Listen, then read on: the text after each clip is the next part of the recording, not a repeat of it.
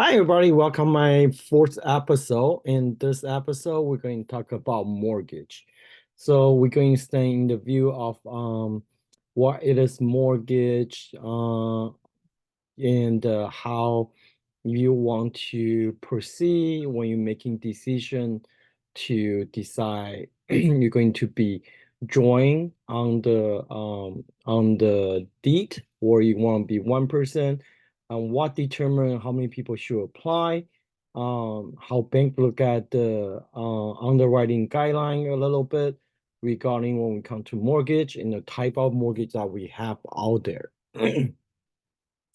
So, first thing as I say, we're going to look at a single borrower and vice joint borrower, mortgage program, and document and time. So the document time, so why you need to prepare for the document and how long probably the mortgage going to close, okay? So that give you idea what, how long your escrow may need it. So who can borrow? Basically, anyone going to be on the deed of trust, which on the title of the house, have the right to be the single borrower or joint borrower. So sometimes I hear people says, "Oh, but I want to have someone to join borrowing with me, but I don't want the person to be on the deed."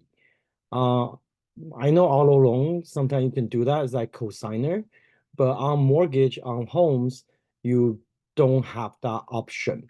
So anyone who going to be on the loan will be on the title, on the deed of the trust. Okay. So then now you will have to look, see, should I borrow by myself or should I be joined with somebody? So first thing you want to look is income. Is your income able to afford the loan? That's where we come to DTI that I mentioned in the earlier, the second episode regarding to the DTI. So you want to see your income and the liability. So if you're with the new mortgage, your new loan, your income and liability on DTI is over 43 or 50%, then you may have to add one more person um, who is going to be titled with you to be on the loan. So that's sometimes what you have to do to be qualified. But here's the good side, upside and downside we want to talk about is the credit. So let's say you have a very good credit score of 800, but your income's a little bit shy. So you are required, or if you want to qualify for the loan, you need to find a person to join with you. It could be anybody, in a way speaking, long as they're going to be on title of the house. So in a way speaking, can be your friend, but I mean, do you really want your friend to be on the title of the house? Right? So probably will be someone going to be on the property together with you. But let's say that person have a credit score of 700. When you have an 800 credit score, you're going to have the best interest rate. But when you have a 700, you may looking about a point or 2 point, or it depends on the situation, could affecting your interest rate. And if the person may have a good credit score, but they have a little bit more liability, that could also affecting your DTI. So sometimes it's not just about increase your income. Sometimes could be because your credit score. But remember, banks will always use the lower credit score. So even so you have 800 credit score, your second borrower only have 700, then they're going to use 700 as the credit score for the loan. So you may increase. So sometimes if you say husband and wife, they want to buy this property, both people feel they need to be on the loan, but may not be a good thing if one person have a much lower credit score will have too many liability, and one person income is able to afford it, then the one person probably can take on full liability. And bank will not really question about that. It's really how many people will be on the loan. It's up to you, but every person who's on the loan will or needs to be on the title. So what's mortgage payment look like, or what mortgage is included? Most time your mortgage, you're going to have a principal payment, interest. If you want to open an escrow account, then you can including property tax and homeowner insurance. Escrow account, basically it just they pre-collect every month you make the payment, you pre-collect your payment for the property tax and the home insurance, and they send in the payment for you every year, every 2 months, or for your insurance. I mean, sorry, every twice a year for your property tax and once for your insurance. Escrow account, I probably suggest the people, if you really can't tie with your money, you really worry about to save those money up, then you can do escrow account. Normally there's no cost to it. Personally, I like it, but some people like to pay on their own. So they don't really care. Okay, so that's uncommon to the common mortgage payment. So when you do the mortgage, what kind of cost there could be? Private mortgage insurance. We talk about this. If your mortgage, your down payment is less than 20%, depending on what type of loan program you go to, some lender may require you to have private mortgage insurance.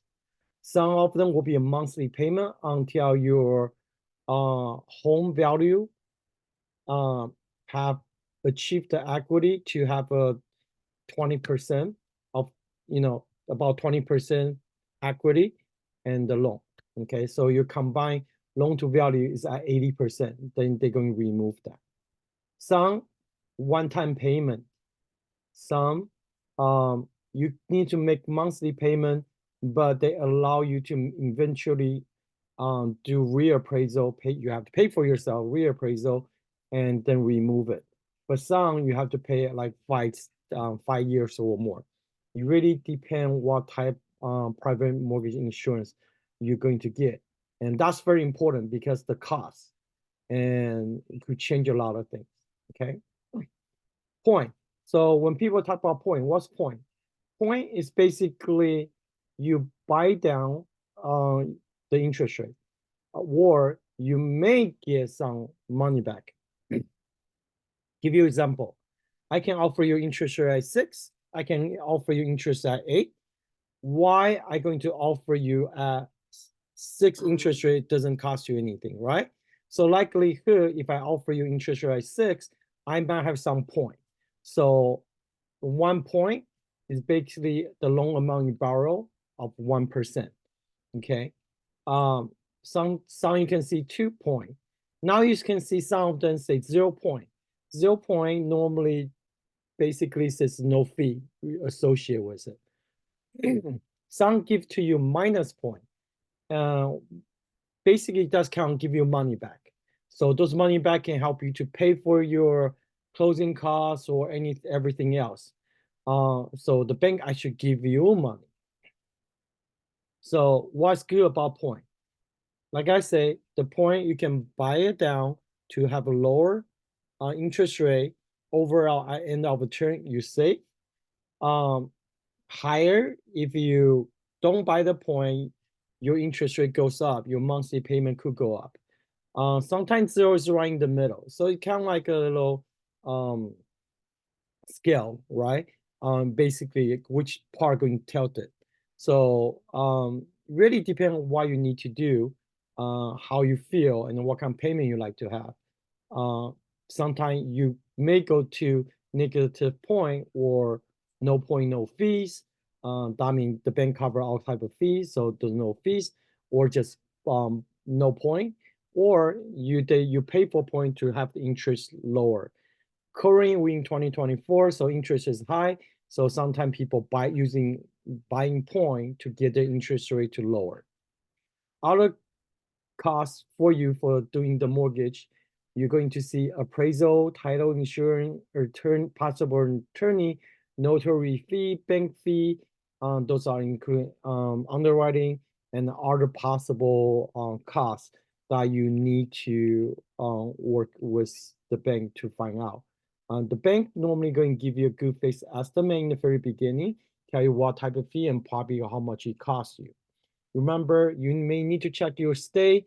There's different law in different state or county or even country regarding to those fees. In Southern California, what I used to do, there's only certain percentage fee I can be a little bit over or short. So that's by law requirement. So you want to check with your lender. Remember, everything we talk about, you should talk to your lender, or you should talk to about a banker. They will help you a lot. Okay, so this is very basic. Now, next thing we're going to hear, you also over here, fixed rate versus ARM. 30-year, 20-year, 15-year, 10-year. That's normally those are fixed rate. So 30-year loan, 20-year loan, 15-year loan, or 10-year loan. 30-year normally going to give you much lower, smaller payment. But if you say, hey, David, I prefer to have 15-year, it's really up to you. Most time I'm talking to my client regarding to how's your cash flow. If you have no cash issue, maybe 15-year, 20-year is okay.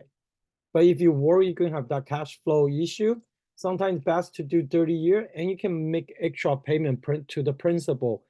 That will decrease your interest rate. Overall effect will decrease your interest rate and help your loan pay off early as well. But that gives you a little bit more flexibility when people doesn't have that much of cash on hand or cash flow. Okay. Now, next one you're going to hear all the time is ARM. Normally they are 30-year term. You're going to hear 1-1, 3-1, 5-1, and 7-1 ARM. What does that mean? 1 year fixed rate and change once a year. 3-year fixed rate, change once a year. 5-year fixed rate, change once a year. And the 7-year fixed rate and change once a year. You have to know this. This type of loan normally comes with prepayment penalty. What does that mean? Because normally the interest the first year or the first 3 year or 5 year, the fixed rate, they're going to give you much lower interest rate.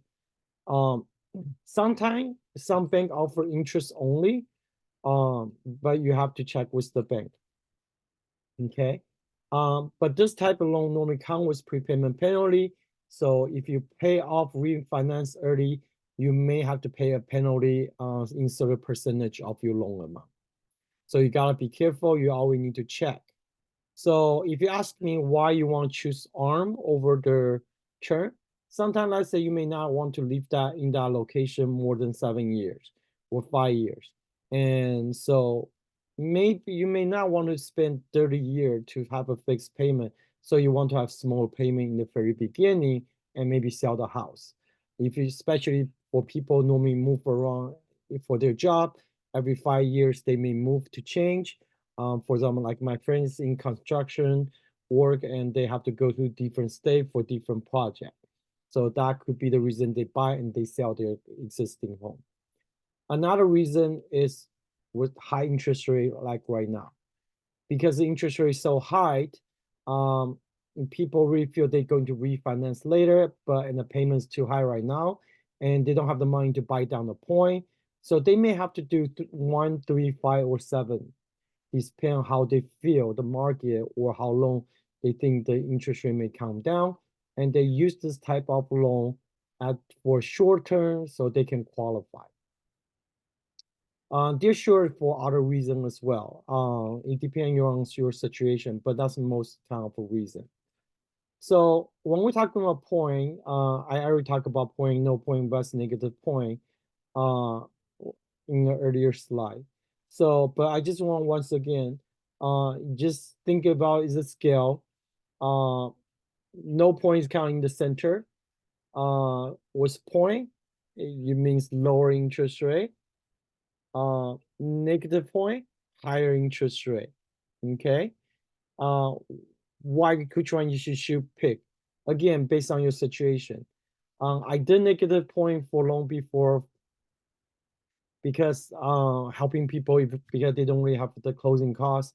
The bank wasn't offered no fee no point, no closing cost.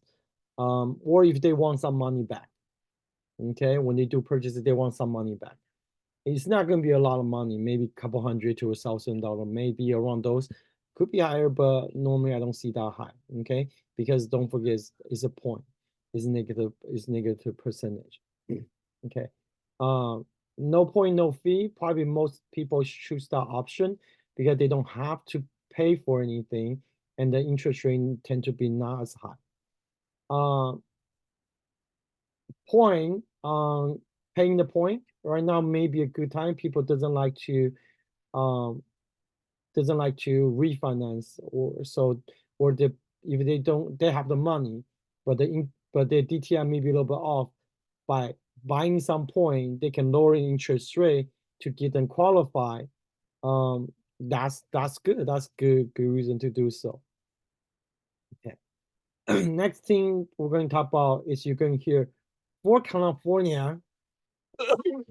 Okay, please note for California at 2024, the conventional loan, max loan amount 766,550.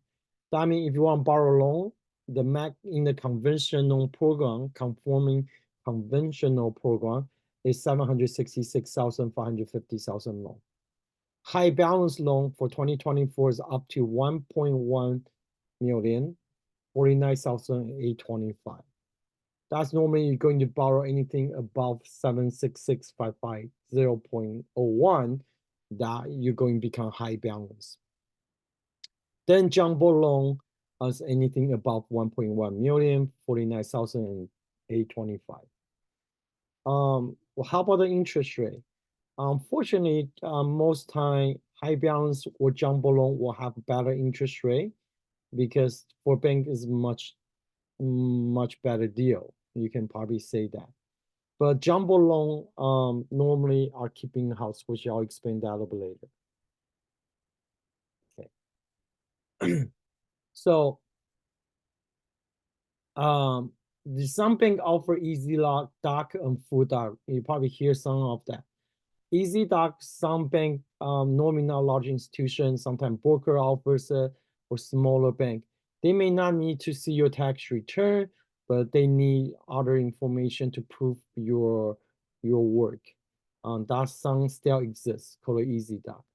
Full doc, normally we talk about full docs. That means we want every single document, which I'm going to talk about later on what document we need. That including your tax return. Other chain going here, refinance, normally that you already have house, you're going to refinance it. Home HELOC, also knows the home equity line of credit. Sometimes you do see those type of loan on mortgage, sometimes on the purchase. Another time they call it piggyback loan. That's pretty much a second. So home equity line could be a second. So some bank offer those programs. So you may not have 20% down payment, you may have a 10%. So they do a second on your house and as line of credit, but fully advance and give that money to us for you to do that down payment. You have to work with lender. Piggyback loan normally is, again, same thing, kind of like a home equity line on back of it. It's a loan, is your mortgage on top of there's another mortgage. And so first and second already take the place. Okay. Another thing you're going to see is APR and the rate. What's APR and what's rate? Rate is basically what's charging daily. Okay. Most time bank will call you APR first, and you say why APR? Because APR normally including the fees. So that's important. You don't just look at the rate. You want to know the APR. Some bank could offer you a rate, let's say 6.5, but the APR could be 7. And some bank offer you 6.5, and the APR maybe 6.75. That means you pay less on fees. Okay. Next thing you're probably going to know is people going to talk about is appraisal. Appraisal is basically we just need to find the value of the house to make sense. So if someone says I want to sell my house for $1 million, but the area around that place you want to buy is only 500,000, the bank's not going to do the loan for you. But it's a good way you also to know, are you really paying the right market price for your house? So who's the lender? You're going to have bank, broker, saving loan, and credit union. They all can be where you can go try to find people to do a loan. Sometimes the broker or saving loan or credit union could have a better interest rate on conforming, not all the time, but most of bank will definitely have a good pricing on high balance and jumbo. So as I say, you're going to get a disclosure earlier when we talk about good faith estimate, all those things. The other thing is the disclosure for you in the early stage. And when you're ready to sign the loan, you're going to get the official disclosure of everything in your loan doc. Okay. Another thing you need to know, most of the loans, especially conforming and high balance, most of the time, those loans will be sold to either to Fannie Mac, Freddie Mac, or any other investment or in the market. Okay, so you may still paying this bank. For example, Bank A, you still paying with to Bank A, but your loan actually doesn't belong to them. They just servicing it. Jumbo loan normally is portfolio loan. Portfolio loan normally keep inside the bank, so they normally doesn't get sell because there's not much buyer into those loan, or may not be because the documentation or loan amount or the certain information the bank decide is not able to sell in the open market. So they keep the loan, they keep it with the bank. Okay. So how long normally you need for the bank to close the loan? I know a lot of people want to do 15-day or 30-day escrow. Let's be reasonable. Even if you provide the bank all the information fast as you can, you probably can achieve a closing in 30 days for them. But best say, I would say 45 day to 60 day is probably the best. Work with your lender and work with your realtor. They would find out what would be the best way to do this. Okay. And they also probably would the best person explain other thing regarding um, which we're going to talk about in the later chapter about once you get into a contract a little bit. I do have a realtor license before. I no longer have it. So I'm not going to talk too much about the realtor side. But sometimes it's a good thing to check with them. So what document you should prepare when you go see your banker, okay? Or what do you need to prepare? So when you go to the bank, and they're going to ask for. They want 2 year of your tax return. Okay, most recent 2 year with W2. 2 to 3 months current bank statement. Okay, what's that mean? We don't. The banks only want the statement where you say keep your keep your down payment is. So if the account you have your down payment, you never put money in, take it out, you can keep them 2 to 3 months. That's a bad statement because you don't have to explain anything. But if you have your down payment in your normal checking account, you have money in and out beside your normal pay, you have other money going in and out, and those transactions that goes in might likely have to be explained, and you have to provide proof. Okay, so sometimes to have a separate bank account for your down payment may be a great idea. But you need to at least make sure it's in there for 3 months. Okay, 2 months current pay statement. So basically most to pay stuff. Okay.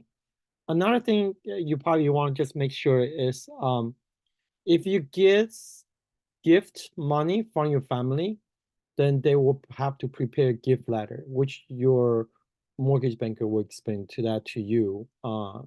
If someone helping you to buy the house and they're gonna give you money to buy the house, we call that gifting. Again, I think I talk about in the first chapter, or the second chapter, gifting. Some bank allow 100%, some bank only allow 10, 15%. Each bank's different. You want to make sure you talk to your bankers. Okay.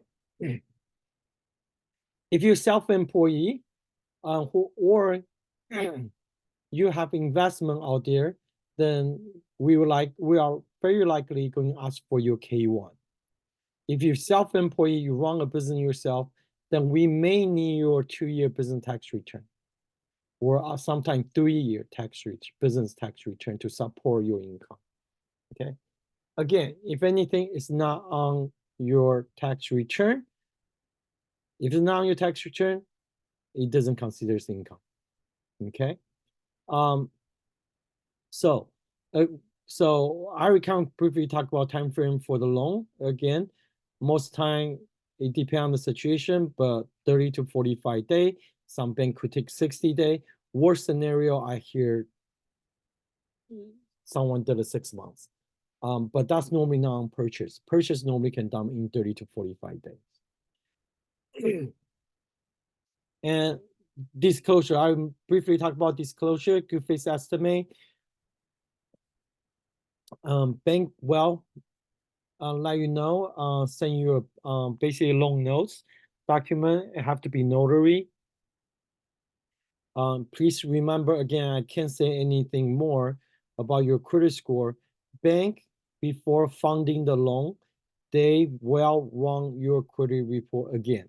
So if you went out there, go to buy a car, or you went out there to get a credit card, even if you didn't get it, you run your credit, the bank will ask you for proof you decline or you cancel the application. Or if you bought a car, it could definitely ruin your deal, because your DTI might get messed up. Besides, you make super good money, you never have any loan, and the house you're buying still is like 20% DTI to your DTI. Now you're going to get a new car, and that's just going to affect your DTI to 30%. Then, yeah, I guess that's no big deal, but I don't suggest you do that. You're going to just create yourself more headache and could delay your closing, because all the file have to resend back to underwriters for re-review, and re-review, and basically could take another day or 2 days or 3 days. So you could extend your closing escrow time. Okay. So I would kind of talk about servicing portfolio loan. I'm not going to talk about that again. I just have it on there. Again, once your loan close, likelihood going to be sell. If you are jumbo loan, likelihood staying with the bank. Okay. Conventional loan, high balance loan, probably 60 to 80%, 90%, depending on the bank, will sell them to the open market. All right. Thank you so much. And next time we're going to talk about is pre-qualified versus pre-approval. Well, which one you should get when you go meet your realtor. Okay, it's important to know, because whatever you have in your hands, sometimes the agent of the selling side might not take serious of what you give it to them. Okay, I'll see you next time, and we talk later.